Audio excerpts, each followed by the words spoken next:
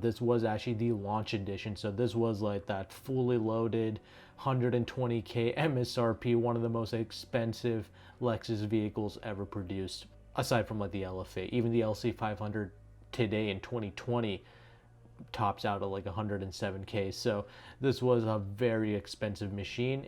All of Cary Imports information will be down in the description box below, like always.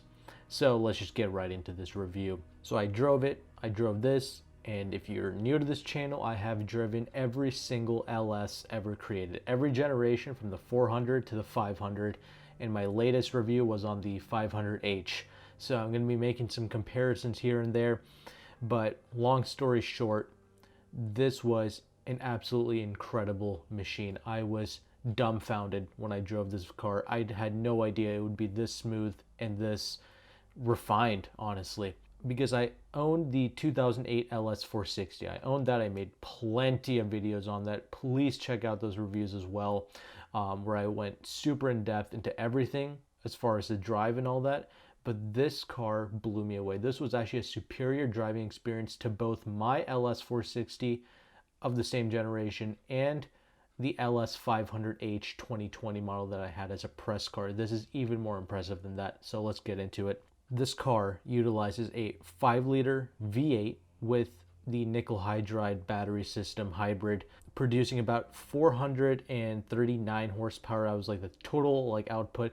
Torque was never really mentioned. They always kind of hide that with these hybrid cars. I don't know why, but I'm assuming it's like in the realm of 500 pounds-feet of torque. It's interesting because you get a 5-liter here. The regular 460s had a 4.6-liter V8, and that's cool, but this 5-liter alone produces like 394 horsepower and 383 pounds-feet of torque. That alone is enough to really move this thing, but coupled with that hybrid system, this thing, it moves. It absolutely does. However, much like the brand new 2020 500H that I reviewed, it really masks out like the speed. You hardly feel anything even when you push it. There's even less of a sensation of speed than there was in my 460, the '08 one, so that's something to note. But the whole purpose of this drivetrain, this is a very special drivetrain, mind you. I mean, the LS was a pioneer for many things, like the 8-speed automatic. It was the first car to come with that, first car to park itself, and this was like the most substantial hybrid system ever created. Like a V8 coupled with like a hybrid, that's insane. Never really seen before. And honestly, if you want to set up like that again, I think you have to move up to like a McLaren P1 or something of that sort. I mean, this was like a ridiculous hybrid setup, and the whole purpose was to kind of mimic the performance of a V12 but get the fuel economy of a V8. When this vehicle first arrived, this car was heavily scrutinized because it didn't really offer the acceleration of a V12 like those German cars, and it still got, you know, rather poor MPG figures. I had the 2020 LS 500H that had a V6 with the hybrid, and I was getting about 20 MPG in that average, and that was a complete disappointment. And this, okay, maybe it doesn't pull like a V12, but it does pull stronger than just the regular 4.6, and it's impressive. It just effortlessly builds up the power. You feel nothing, so it's great for the occupants. It's super refined, it's so quiet, it's so comfortable, and the best part, there's no stupid pumped in audio like there was in the LS 500H. That's what really pissed me off about the new LS. This one doesn't have that. It retains that quality cruiser qualities. It's even more quieter and isolated than the regular 460, so that is so impressive. And you might be wondering about that CVT, because that is actually the transmission that's coupled to. The CVT in this is flawless. I was not expecting that. This thing shifts so smoothly. It's so perfect. You mash the throttle, there's like a slight amount of hesitation. That's it. But that's so normal, that's so forgivable. Otherwise, it's not clumsy. Like the 460 of that generation, like the one I owned, the '08, yeah, it was the first car to have a 8-speed trans, but it was so clumsy. It's not as smooth as the newer vehicles are. So I really was kind of disappointed by that 8-speed, but this CVT, it totally avoids all that. Like this just gets up and moves so smooth, so precise. Love it. Just that slight bit of hesitation on initial, you know, when you punch that throttle, but otherwise it is so smooth. Love it. Now this vehicle, it weighs about 52 to 5,300 pounds, something around there. All these like HL models, they all come with all-wheel drive as standard, so there's that. So this thing weighing out 5,300 pounds. Yeah, it's heavy. And the LS 500H, the brand new 2020 I drove, was about 5,000 pounds. So it's about 200 to 300 pounds more, but this is way more powerful. So it is technically quicker. I think 0 to 60 was rated about 5.5 seconds, but that is such a irrelevant figure when it comes to this car. It is just such a bullet of a machine, and I love that. But yeah, with that added weight, and the fact that this is the L, right? When I had the 460, it was just the standard wheelbase rear wheel drive. So this thing weighs like a half a ton more, like 1,000 pounds more.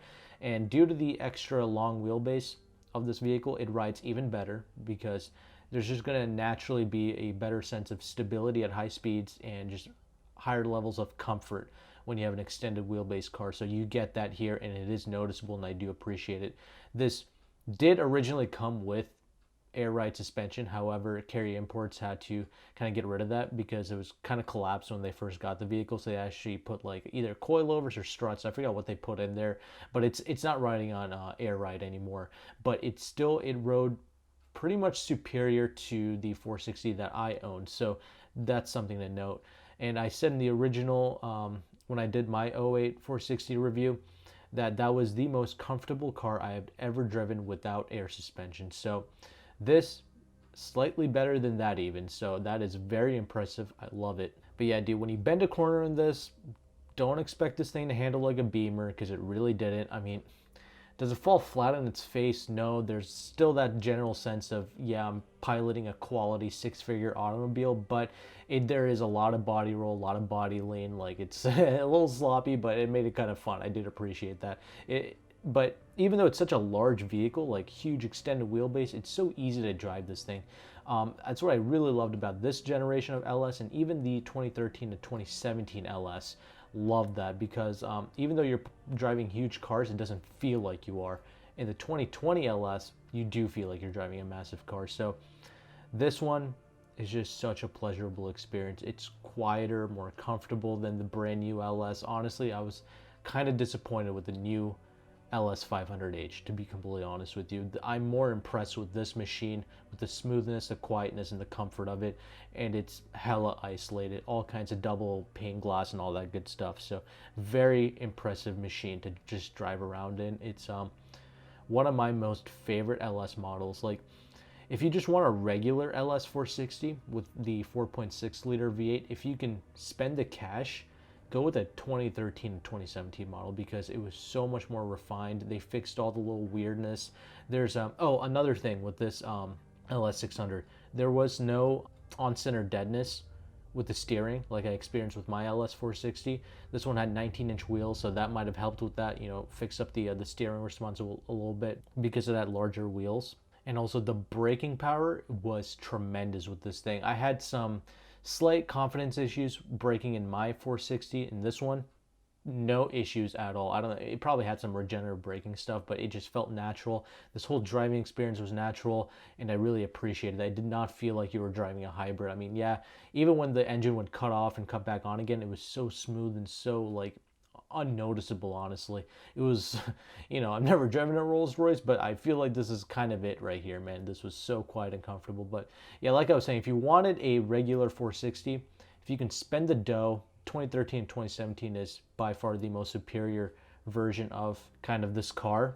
But, and you know, they did come out with the 600 version for the 2013 to 2017, so that might be even more impressive than this. But for the price, I mean, you know, people are interested in this generation due to the, you know, how cheap it is in the used market. So I get that, but I'm just saying, if you have the money, the 2013 and 2017 car, hybrid or not, is one of the best cars I've ever driven and experienced. It's one of the best like luxury cars you can ever get in the used car market, and apparently so is this. I like this. This is my most favorite model of the 07 to 2012 generation. I love this 600 driving wise. Now let's get into that interior. Interior super plush. This is actually the same kind of color combination I had in my 460, and yeah, this is like 100k more miles, so you notice a little bit more like wrinkling and cracking in the seats, but honestly, you cannot even complain. I was so impressed with just how the solidity of this cabin, right? There were no creaks and rattles when I was driving this vehicle, so that's another thing.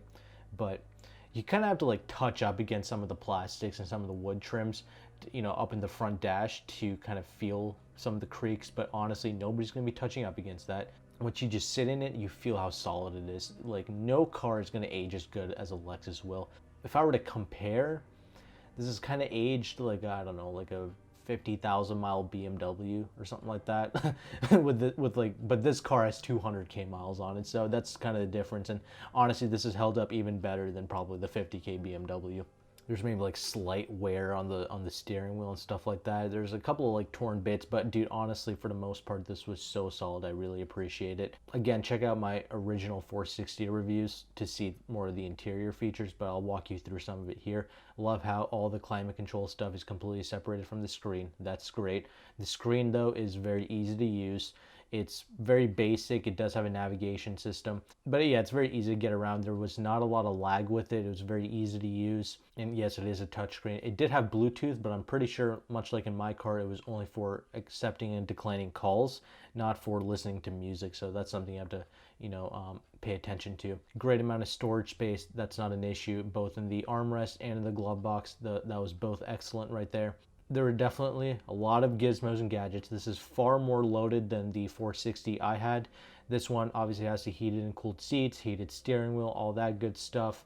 It's also got peasant blockers in, all the rear windows, the rear windshield, all that good stuff. It had all of that. I mean, this one, because it originally came with air suspension, it had the air suspension controls like sport and comfort and all that. I don't think they really do anything anymore in this car because it has like regular struts now, but anyway, it's there. I did drive around in the power mode and all that stuff. Didn't really make a huge difference, but there, you'd be surprised. This is a very responsive car. All the little mechanisms still work great. You know what I'm saying? Like when you kind of open and close the armrest, that little cup holder flap, the coin holder tray, all that has a good like opening to it. It's still very smooth in its operation, so that's really awesome. And everything just still worked perfectly in this car. It's still blowing fresh cold air at me and all that good stuff, so everything works, everything's proper. And now this is a big body car. I had plenty of room. I'm 5'11". It's super easy to get in and out of this thing. That's not even an issue remotely.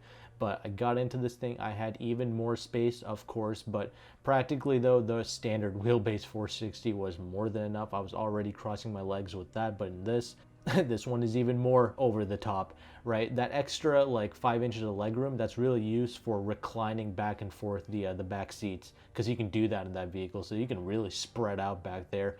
That's really the main use of the extra 5 inches of space you get in the back. And obviously you can control all the seat functions, the heated and cooled seats in the back.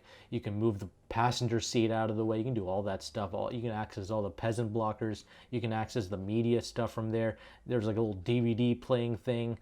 It was crazy back there, dude. That was great. There were some there were some Lexus headphones back there as well. This one was fitted with the Mark Levinson sound system. It does sound good, but I have to say the 10-speaker standard audio system still sounded very good as well. I didn't really notice a huge difference between this and the 19-speaker. The 19-speaker obviously did sound a little bit better, but it wasn't like mind-blowing to me. But anyway, this car was hella spacious in the back, to say the least. And there was like this, I thought originally it was like a big touchscreen in the roof, but it wasn't. It was like a big slab of wood. So that was kind of an interesting touch, that big slab of wood. The trunk space is a little bit compromised as expected. Huge battery pack there, so that's something to note. That was taking up a ton of space, but you still have a decent amount of trunk space, and you still get a full-size spare underneath. It's kind of curb rashed up, but the original wheel is still there as a spare, so that's pretty cool. Very unique to Lexus. But yeah, that's pretty much, that was a mouthful, but that's it right there. That was a full kind of in-depth tour from everything I remember, everything I can tell you guys about that car. Sorry for being an idiot and not pressing the record button. I'm so sorry about that on my original A7 III camera, but I did get the GoPro footage. I overlapped all of the footage on top here, so hopefully you guys enjoyed this review. Again, I'm truly sorry. This is such a special car. This was not the car for me to screw up on, so I do truly apologize, but hopefully I got the point across. This car is amazing. You can buy it at the end of its depreciation curve, of course. So if you want, you can hit up Cary Imports. You're more than welcome to. But yeah, this drove better than the regular standard 460 of this generation, and it also outperforms the brand new 2020 LS 500. In my opinion, Lexus is kind of going backwards with the new LS, with that new 500, man. I was kind of disappointed. I still need to check out the twin turbo V6 with the F Sport package. Maybe that might change my mind, but I was not a huge fan of the hybrid. This one, I'm far more impressed with. So if you get a chance, check it out. But thank you very much for watching this review. Take care and goodbye. The LS 460, you know, when it first came out, did a lot of things, right? A lot of new things. First car to park itself, first car with the 8-speed automatic. Well, that was brisk anyway. Silent but brisk. We'll get to that.